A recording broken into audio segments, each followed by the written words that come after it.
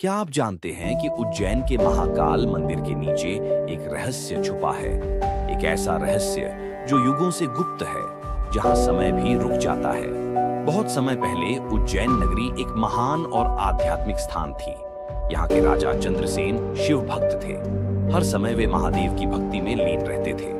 उनके पास एक चमत्कारी शिवलिंग था, एक काले पत्थर का लिंग, जिसे वे सदैव अपने पास रखते थे।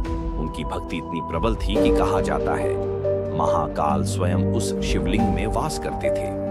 लेकिन पड़ोसी राजा और कुछ असुर इस दिव्य शिवलिंग को प्राप्त करना चाहते थे। उनकी नजरें अब उज्जैन पर थीं। राजा चंद्रसेन को जैसे ही आक्रमण की जानकारी मिली, उन्होंने शस्त्र उठाने से पहले महादेव का ध्यान लगाया। उन्होंने शिवलिंग को अपने हृदय से लगाया और कहा, हे प्रभु, इस नगरी को आपकी रक्षा चाहिए। वहीं दूसरी ओर उज्जैन में एक गरीब लड़का था, श्रीकर। उसे भी शिव की भक्ति का असीम प्रेम था। जब उसके पिता ने उसे डांटा कि तू खाली समय शिव की मूर्ति बना रहा है, तो श्रीकर रोते हुए नदी किनारे गया और मिट्टी का शिवलिंग बनाकर महाकाल को पुकारने लगा। चंद्रसेन की भक्ति और श्रीकर की मासूमता दोनों ने एक साथ पुकारा महाकाल को।